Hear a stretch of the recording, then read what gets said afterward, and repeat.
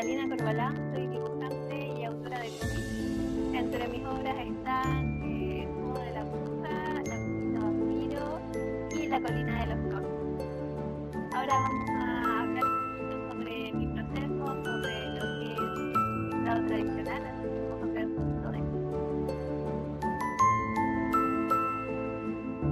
Yo creo que sobre el dibujo, mi primer acercamiento, fue de niña. Yo creo que si uno se fija, todos de niños dibujamos. O sea, si tú vas al jardín de niños, todos los niños generalmente dibujan porque es una forma de expresión y uno experimenta un poquito como retratar el mundo como uno lo ve. En el fondo, si tú ves el dibujo de un niño, tú puedes un poquito saber cómo ellos perciben el mundo, en qué se fijan. Y a medida que uno va creciendo, la mayoría de la gente de a poquito va dejando de dibujar, excepto los que en el fondo tienen un interés especial por este tema del dibujo. A pesar de que para la mayoría de las personas podría ser una buena forma de expresión. Quizás hay gente que cuando ya es mayor retoma el tema de pintar. Por ejemplo, en un tiempo se pusieron de moda los libros de coloreo, porque es una forma como que uno se puede expresar de otras maneras en el fondo. Bueno, sobre estudiar dibujo más profesionalmente, personalmente estudié ilustración. En Duoc estudié yo. Hay distintos lugares que ofrecen carreras de ilustración, hay carreras de arte, hay talleres también, lugares que simplemente tú puedes tomar un curso sobre alguna técnica que te guste, distintos cursos y distintas cosas que uno puede tomar para acercarse al arte y seguir estudiando. Ahora hay tantos recursos hoy en día, también online. En YouTube puedes encontrar un montón de videos que son sobre cursos de dibujo, sobre artistas que muestran su proceso. Hay libros también que tú puedes encontrar sobre el tema, entonces hay hartos recursos y materiales dependiendo de qué tanto tú quieres aprender o llegar a especializarte. Obviamente siempre lo principal es siempre la práctica. Todas estas cosas te ayudan a avanzar, pero una vez tú ya tienes estos conocimientos, lo ideal es como seguir avanzando, seguir practicando para irse mejorando a medida que uno avance en el camino. Yo lo que hago en mi dibujo tiene mucha influencia manga. La influencia más importante que tiene mi trabajo es la influencia del manga, del anime, porque yo cuando chica veía estos dibujos animados en la tele, el anime, y a diferencia de otras cosas que podía ver en ese momento, me gustaban sobre todo las series en que las niñas eran protagonistas, porque era una niña y me podía sentir identificada con estos personajes que tenían poderes mágicos, pero al mismo tiempo iban al colegio y tenían quizás los mismos problemas de uno, que hay que estudiar para la prueba, no sé, pero al mismo tiempo tenía como que pelear contra el mal y usar magia. Entonces era súper entretenido y eso fue lo que a mí me atrapó. Por ahí empecé, hoy en día leo de todo, me gusta un poco buscar de todo para leer. En el fondo, si algo me llama la atención, en el fondo lo busco y lo leo y lo estudio. Me gusta mucho el manga en el sentido de la importancia que se le da al desarrollo de personajes generalmente. Eso es lo que más me gusta. Me gusta mucho explorar a los personajes y sus conflictos internos, y por eso también ha sido como una gran influencia. Por ejemplo, la gran influencia de mi trabajo es el estudio Ghibli, que son obras que tienen mucha magia, pero al mismo tiempo están centrados como en sus protagonistas, en lo que sienten, en cómo lo que sienten influye en lo que está pasando a su alrededor. Todas estas cosas me han influenciado para la forma también en que yo cuento mis historias. Ahora, con respecto al manga y cómo es percibido, yo misma me enfrenté con ciertos prejuicios, como tener tanta influencia con este estilo narrativo. Por ejemplo, muchas veces me dijeron que en el fondo que era genérico, o sea, como en general la gente que no leía o no estaba tan familiarizada con esto, que era genérico, que en el fondo no era arte, que en el fondo si tú eras chileno tenías que dibujar como Condorito. Bueno, muchas cosas así que en realidad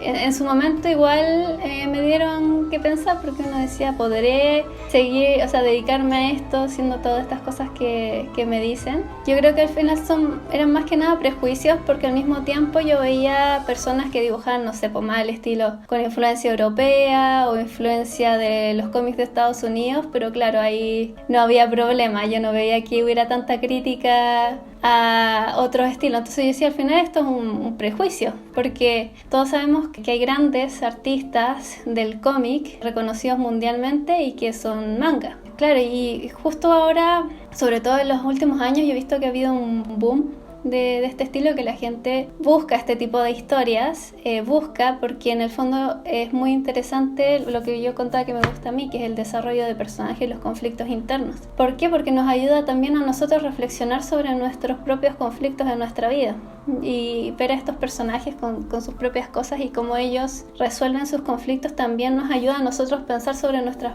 propias problemáticas en nuestra vida, vernos reflejados en algunos personajes. Yo he visto que ha ido creciendo mucho esto. Siento que está siendo menos mal visto como cuando yo era chica, que en el fondo era como visto como más, claro, como más extraño. Siento que hoy en día ya no es percibido de la misma manera, a pesar de que todavía hay prejuicios. Y efectivamente yo veo que hay un campo laboral relacionado a este estilo. Es muy atractivo, está dirigido generalmente, no siempre, pero hay mucho que está dirigido a un público joven que está buscando este tipo de historias y también los motiva a leer distintas cosas. Entonces siento que eso es súper positivo y definitivamente está creciendo el tema del campo que hay para dedicarse a esto.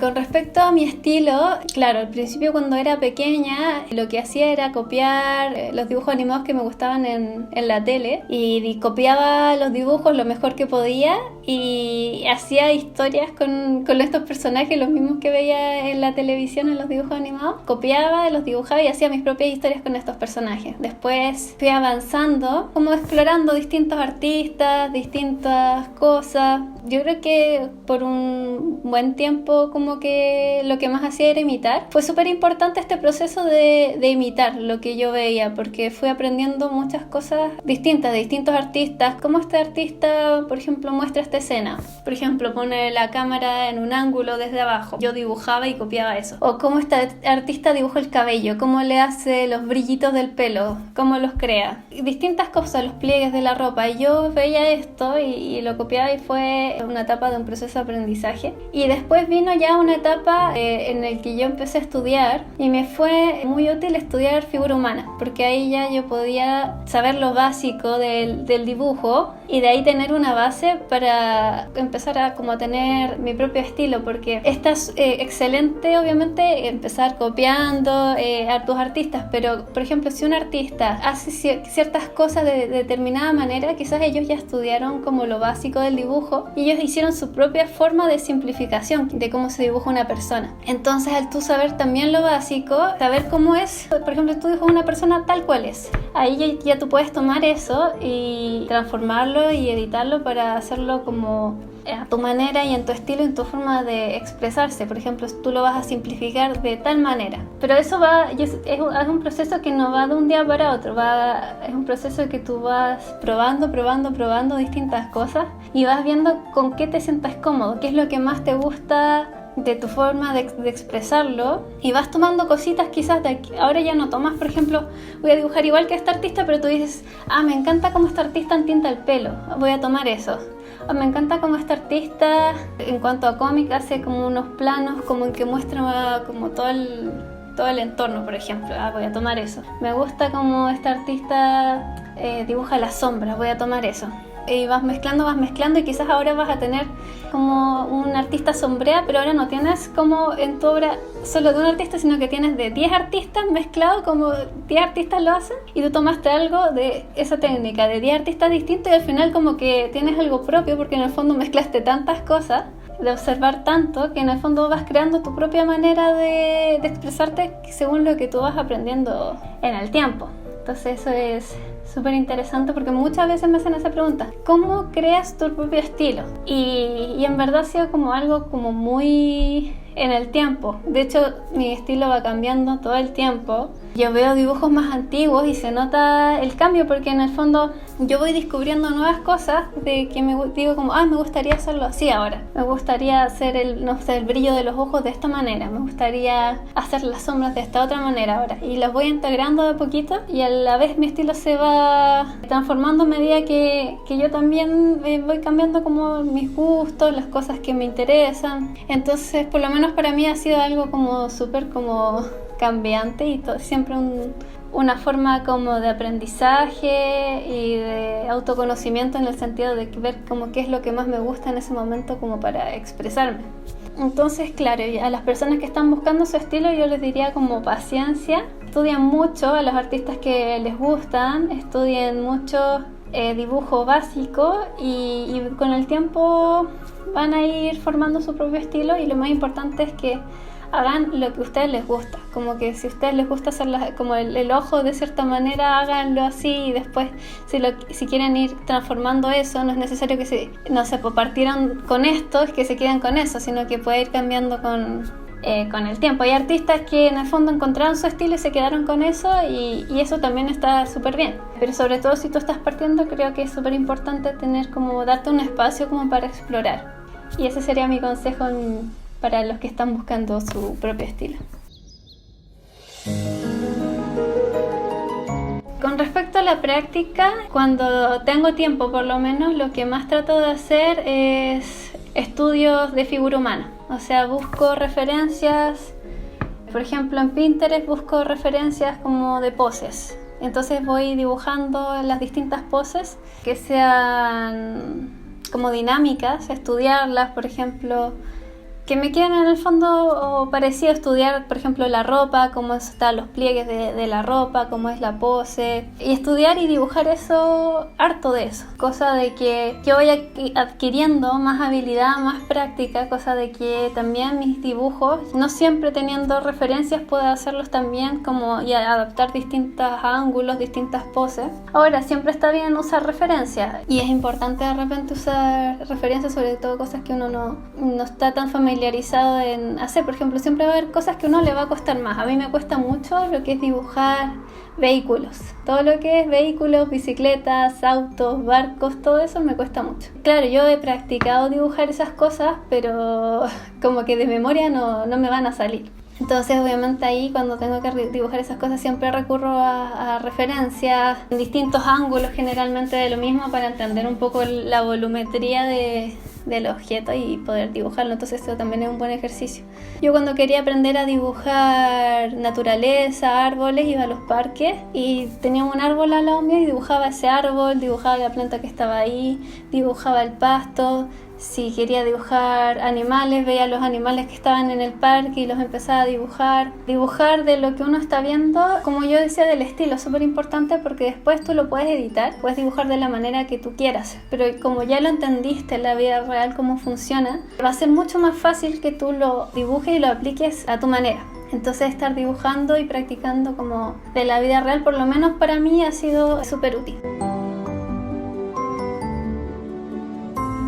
Sobre materiales, todos sabemos que está el tema digital y el tema tradicional. En cuanto a lo digital, están las tabletas gráficas. Están las tabletas gráficas estas que uno ocupa mirando como la pantalla de tu computador, y están las tabletas gráficas que tienen su propia pantalla y que tú dibujas directamente en el monitor. Yo personalmente tengo de las pantallas, o sea, de las tabletas gráficas que están como en la mesa, y yo voy mirando la pantalla de mi computador y voy dibujando. Con respecto a eso me demoré un mes a acostumbrarme o un mes o 2 meses a acostumbrarme a utilizar la tableta, porque igual requiere acostumbrarse en el fondo de estar dibujando acá abajo y estar mirando allá arriba, como tener como la mano ya sincronizada con eso, ya tenerlo como costumbre. Ahora no me cuesta nada, al principio me costó un poquito cuando empecé. Y con respecto a lo tradicional, por ejemplo, para páginas de cómic hay papel especial que yo usaba para usar plumilla y tinta china. Este papel, bueno, yo lo compraba como papel para dibujar manga, que venden ese tipo de papel, y me gustaba porque es un papel con una superficie muy lisa que permite que la plumilla corra muy bien. Porque, por ejemplo, con el papel normal, por ejemplo un bond, es ligeramente más rugoso o con más textura se podría decir, y me costaba un poquito más que la plumilla corriera. Ahora no es imposible, no es que no se pueda, sino que con este otro papel de cómic me resultaba más fácil. Quizás con un block, quizás un poco más liso, más duro, podría resultar mejor. De hecho, yo compré un papel, al final como este papel para cómic era más caro, yo compraba un papel que era para imprimir, pero no era del tipo brillante, era un tipo como más opaco, y yo ocupaba eso porque me salía más barato que el papel que era para cómic. Pero en el fondo yo tenía que ir buscando qué papel me servía. Generalmente uno puede ir probando como qué papel, qué superficie te sirve para distintas técnicas. En mi caso, para la plumilla y la tinta china me servía un papel, una superficie que permitiera que la plumilla corriera sin problema. Con la plumilla, yo tenía el mango de la plumilla y le iba comprando repuestos. Yo ocupaba, en tiendas especializadas venden la plumilla G, que es una que se ocupa mucho para el manga en Japón, y esa es la que yo ocupaba porque me gustaba mucho la variación del trazo que te daba. Podías dibujar muy finito y si apretabas más la plumilla te salía el trazo más grueso, y eso permite que haya una variación en cuanto a la línea que hace que se vea más orgánica, y me gustaba mucho eso. Y respecto a la tinta china negra, yo usaba generalmente una que vendían en la Nacional, creo que era la Artel, era como cualquier tinta china me servía. Con respecto a otros materiales, también usé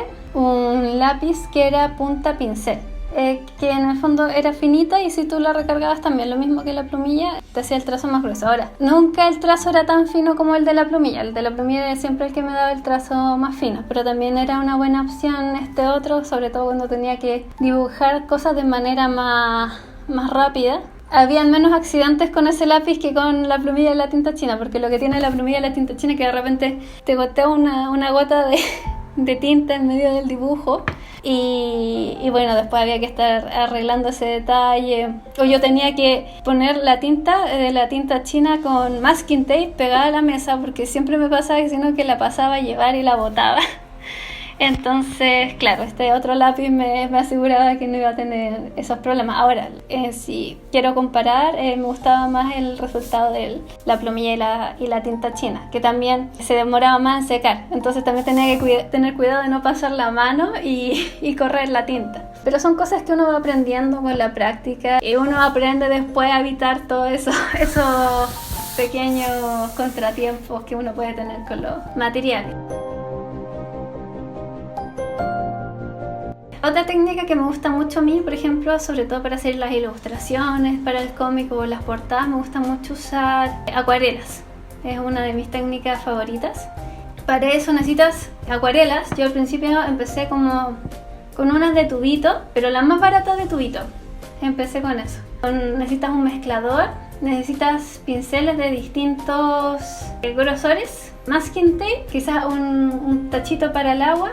Yo antes usaba un gotero, pero ahora ocupo una cuchara en el fondo para trasladar el agua y ponerla en el mezclador y mezclar las acuarelas. Se me perdió el gotero, así que estaba con una cuchara nomás cualquiera, y voy sacando la agüita y la pongo en el mezclador. En el fondo, al final uno puede tener muchos materiales, pero siempre uno se las puede arreglar con otras cosas.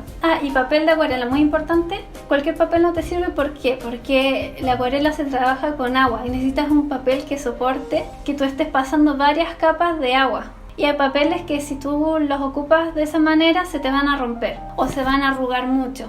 Entonces lo ideal es que tú busques papel de acuarela. Hay distintos tipos de papel de acuarela, pero si tú estás empezando y quieres practicar, el más barato sirve, pero que sea en el fondo que diga que es para acuarela, porque están diseñados en el fondo para que resistan el agua. Mientras mejor la calidad del papel, mejor te va a resistir que no se doble tanto si uno, por ejemplo, ocupa mucha agua. Pero yo al principio, para practicar, en realidad cualquier papel me servía, o sea, para acuarela.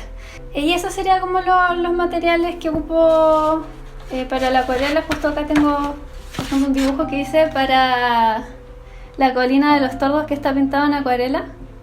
Este papel es para acuarela, es un papel liso, pero es para acuarela en el fondo.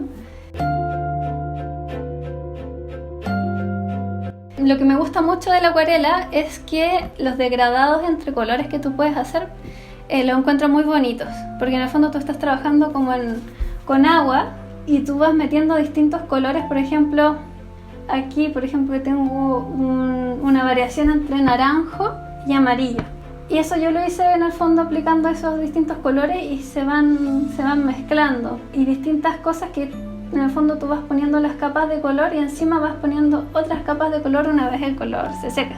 Por ejemplo, para dar sombra yo aplicaba este morado y lo iba poniendo por encima. Entonces me gusta mucho como esa cualidad que tiene la acuarela. A pesar de que para muchas personas no es una técnica fácil, porque cuesta como acostumbrarse a que la acuarela, tú pintas la acuarela y como es con agua, en el fondo se expande. Es como que se va para allá, se va para acá, y tú tienes que aprender a trabajar con eso.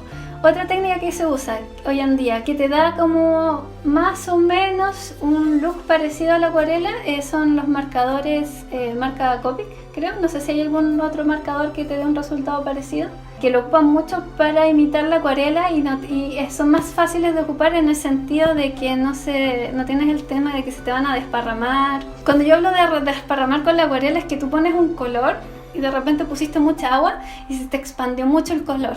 Y tú no querías pintar hasta allá, pero querías pintar hasta acá y se te fue el color porque tiene agua y se fue para allá el color. Con los marcadores no te va a pasar eso. En el fondo tú vas a pintar y donde pintaste en el fondo va a quedar ahí el color, y también se pueden difuminar. Entonces hay personas que prefieren eso.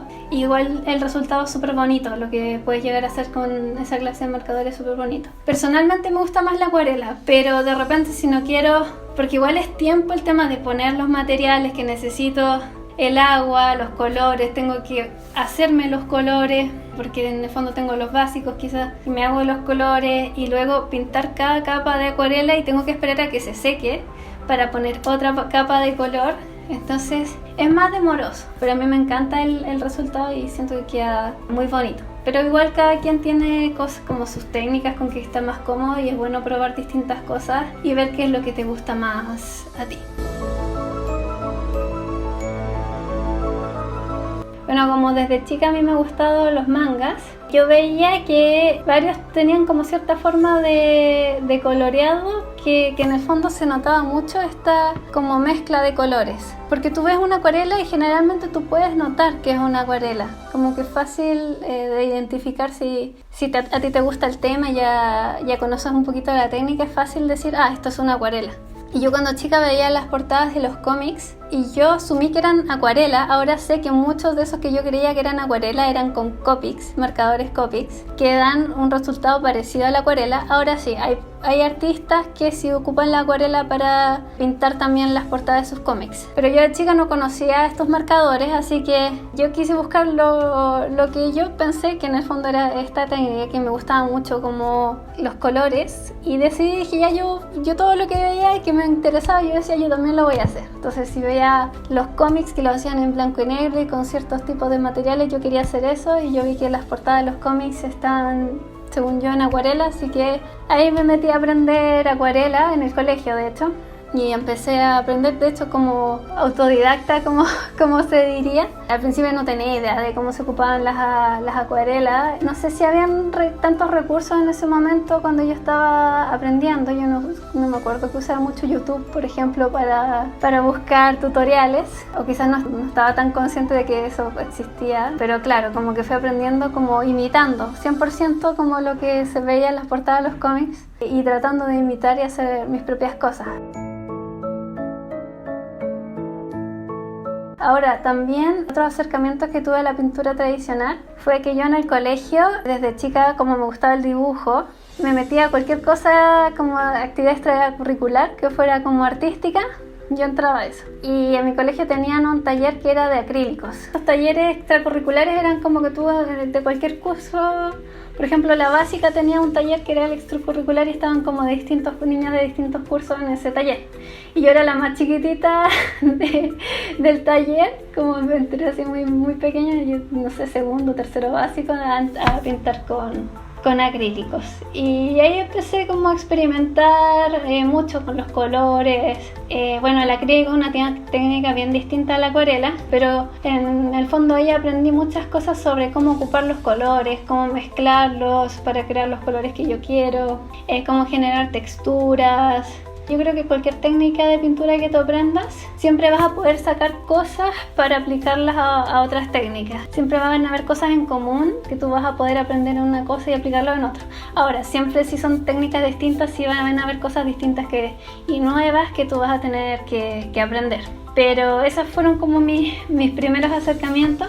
Y ya después sí encontré más material en internet para poder seguir estudiando, aprendiendo, y fui como avanzando en ese sentido. Bueno, últimamente se ve como un boom en cuanto a lo que es el tema de la acuarela. Hay muchos talleres, muchos lugares donde tú puedes aprender. Hay muchos cursos online también, donde tú puedes aprender a usar acuarela. Me encanta ver eso, y hay mucha gente buscando distintas clases de dibujo, de pintura, y me encanta porque hay gente que efectivamente lo busca como para dedicarse a eso de una manera profesional, muchos jóvenes, pero también hay gente que lo está buscando como, por ejemplo, como hobby. Hay gente que le resulta muy terapéutico el tema de pintar, de expresarse como creativamente. Me parece excelente que la gente pueda buscar distintos intereses, no siempre necesariamente teniendo que ser algo que tú quieras dedicarte a eso necesariamente. Puede que sí, y también eso me parece excelente, pero me parece como súper bonito que más gente como que se está abriendo y se da el tiempo como de explorar distintos intereses, distintas cosas, quizás fuera de lo que es su trabajo regular. Me parece como súper sanador en el fondo tener como distintas cosas. Por ejemplo, claro, yo me dedico a esto, yo pinto, yo dibujo, pero entre mis hobbies está, por ejemplo, me encanta cuidar mis plantas, porque yo tengo hartas plantas, me gusta cuidarlas y me gusta ver videos de cómo cuidarlas, cómo abonarlas, cómo podarlas. Entonces es como mi hobby, que en el fondo me distrae un poquito y me saca de lo que es el trabajo, y me hace súper bien como tener estos otros intereses fuera de a lo que yo me dedico. Y quizás hay mucha gente que también la pintura es eso para ellos, cosas como que lo hacen no porque necesariamente sea algo como productivo. Hoy en día como que todo tiene que ser productivo. Hay gente que lo hace porque lo disfruta, le hace bien, y eso me parece súper bonito, tener esa instancia donde uno hace algo simplemente porque lo disfruta. Ahora, tú puedes tener algo que tú te dedicas a eso y también lo disfrutas. No estoy diciendo que ambas cosas sean excluyentes, yo disfruto mucho mi trabajo. Pero claro, también estoy diciendo que no necesariamente tienes que ser seco para la pintura como para poder hacerlo y disfrutarlo. Ahora, también el dedicarte a esto como trabajo hace que haya instancias y momentos en que no estás disfrutando tanto. Porque, por ejemplo, hay una entrega que tú tienes que tener algo muy pronto listo, entonces esa presión hace que quizás no disfrutes tanto el proceso como si lo hicieras simplemente porque sí. Entonces, a pesar de que yo disfruto mucho mi trabajo, sí hay instancias en que no siempre lo disfruto al 100%. Por ejemplo, yo mi trabajo de autora lo disfruto mucho, pero también hago encargos y cosas que son para clientes. Y a pesar de que sí lo disfruto por el tema de dibujar, pero hay tiempos de entrega, o quizás el estilo que ellos quieren no es el estilo que más me gusta a mí, pero yo me tengo que adaptar obviamente a lo que la otra persona quiere. Hay mucha gente que tenía su hobby y se dedicó a eso, y en el fondo encontró que quizás le quitaba un poco el gusto de hacer esto que tanto le gustaba. Entonces yo creo que cuando decidas dedicarte a algo hay que ser como súper consciente de que no todo el tiempo va a ser solo disfrute en el fondo. En mi experiencia personal, en general sí lo disfruto harto. Como dije, no siempre, no todo el tiempo, porque hay casos y casos. Generalmente el trabajo que más disfruto es mi trabajo de autora. En el fondo los cómics que son autorales son lo que más disfruto. Ahora hay partes de mi trabajo que sí me estresan, en el fondo, para poder hacer algo bien, para poder llegar a ciertas cosas que yo quiero mostrar y de repente no me resulta, y tengo que darle hartas vueltas a una misma cosa para que me resulte como yo quiero. Es como parte de un proceso. Tú sabes que no todas las partes del proceso tú vas a estar cantando y relajada, pero a pesar de todo, para mí por lo menos vale la pena, al 100%. Por ejemplo, hace no tanto estuve trabajando para Webtoon, 100% dedicándome a los cómics, y para mí eso fue muy genial, el poder dedicarme 100% a hacer mi trabajo de autora, y eso fue excelente. Pero la otra cara es que tenía que entregar un capítulo semanal, semanal, que era mucho trabajo semanalmente, muy exigente, y yo no tenía tiempo libre, o sea, cero. O sea, en la semana yo terminaba el domingo de trabajar y comenzaba el lunes, porque eran entregas semanales. Obviamente había una parte del trabajo que no estaba disfrutando porque uno necesita tener cierto descanso, necesita reponerse. Entonces, por una parte estaba haciendo lo que yo más amo, que es dibujar cómics, pero por otro lado también me estaba sintiendo agotada, como que uno de repente prioriza ciertas cosas y bueno, para mí fue como una buena experiencia, pero fue bien agotador. Con respecto al proceso, les voy a hablar un poquito, por ejemplo, sobre el proceso de esta ilustración, como desde un principio, antes de que esté terminado, siempre hay un proceso detrás. ¿Y cuál es este proceso? Primero parto con mi idea, ¿no es cierto? Estos son los personajes de mi cómic La Colina de los Tordos. Entonces ya tengo los personajes definidos. O sea, yo tengo mi cómic, tengo el diseño de personaje ya listo y tengo una historia, ¿no es cierto? Pero yo quiero expresar mi historia. En el fondo quiero hacer una ilustración que represente mi historia.